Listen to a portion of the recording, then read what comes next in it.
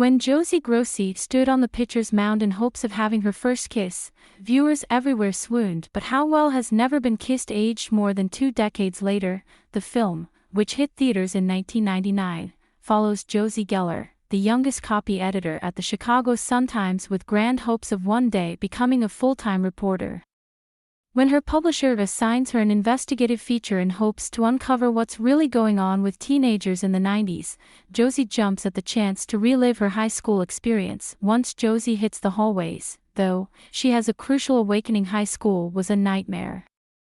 But one makeover later and a request from her also fully grown brother, Rob, to join her, Josie's luck begins to turn around. Not only is she coming back with hard-hitting news that's impressing her boss, she also meets her English teacher, Mr. Coulson, and sparks fly. While the film is undoubtedly a classic 90s romp full of humor and heart and analyzing during Barrymore, the outrageousness of the premise can't, and shouldn't, be ignored. From adults masquerading as and dating teenagers to a teacher who thinks falling for a 17-year-old child might be okay, Never Been Kissed misses the mark. Despite its shortcomings, Barrymore herself looks back on the experience as a positive one. While resisting her time filming the movie, Barrymore told fans that Never Been Kissed was her first official movie at her production company, Flower Films, sharing that she wanted to make something based on a universal experience growing up. It's raw and ridiculous, beautiful, and helps you decide what is important and what isn't, she wrote via Instagram. But we also loved humor. And if pain isn't mixed with insane laughter, then it doesn't work, she continued. Humor and humility are linked like besties. And everyone feels vulnerable while they are figuring out who they are and what they stand for. It also helps when you have the best cast and great music and everyone is making the same story. Josie Grossi forever. While Barrymore's love for the film is appreciated by us, there's no denying it hasn't aged well. Hey race, every reason Never Been Kissed doesn't hold up today despite the fact that this is a female-led cast. The women over the age of 18 in Never Been Kissed don't ever feel real. While Molly Shannon's Anita is hilarious, she is one-trackman sex-obsessed, from her willingness to get fired just to get a man's attention to suggestively sucking on pencils in meetings for laughs. Josie, meanwhile, is the virgin of the film, which equates to knitting, correcting people's grammar at every turn and spending her time alone at home with her turtle.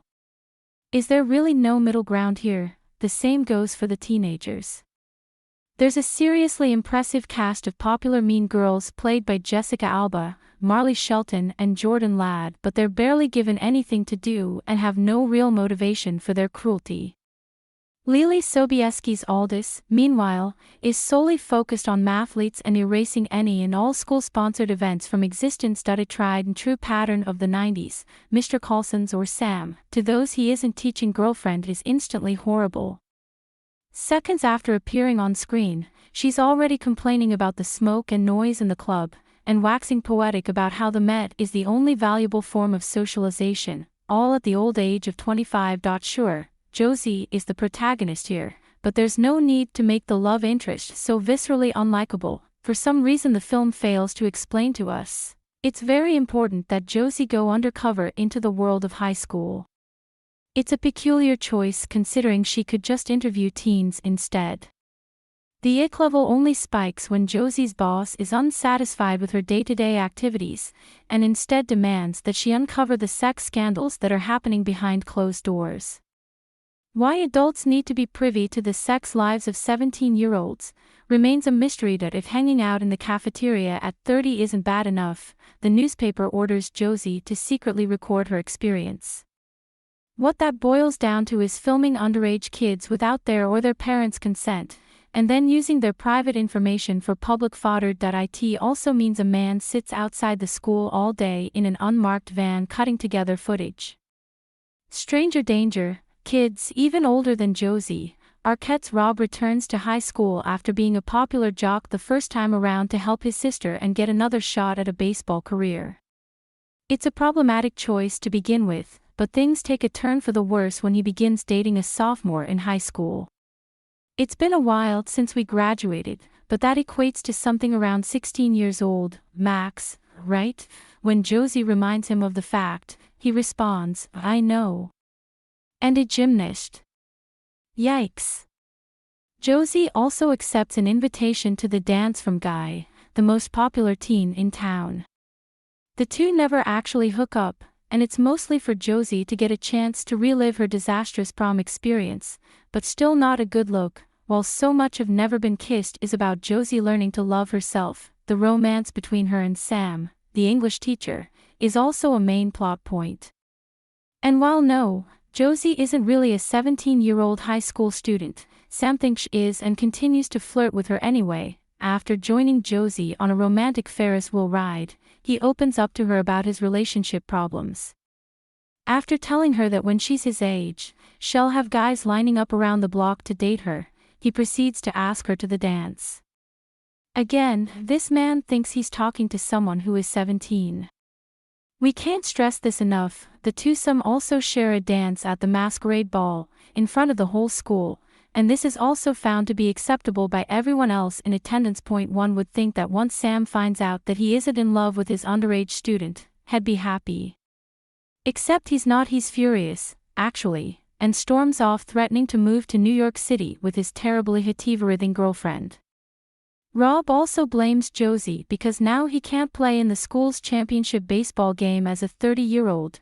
Josie has no story and she's fired from the Chicago Sun-Times. In an effort to win back her one true love, Josie writes a piece for a rival paper, confessing her entire scheme.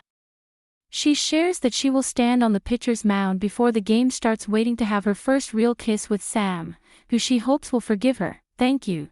You have successfully subscribed. Subscribe to newsletters. Subscribe by signing up. I agree to the terms and privacy policy and to receive emails from Jaga News. Deal of the day only 12. These designer dupe aviators are on major sale. View deal. Check our latest news in Google News. Follow us. Check our latest news in Apple News. Follow us. You have successfully subscribed. By signing up, I agree to the terms and privacy policy and to receive emails from Jaga News. Check our latest news in Google News. Check our latest news in Apple News. Why Josie and Rob are not in more trouble over their scheme is unimportant, apparently, but there is vague explanation that the school, the paper and everyone involved will somehow benefit from this public display of affection. Of course, everyone Josie lied to eventually forgives her for her wrongs, and they show up to cheer her on. With seconds left on the clock, Sam appears and two share a kiss before riding off into the sunset. It's a happy ending, we're just not sure how we got here.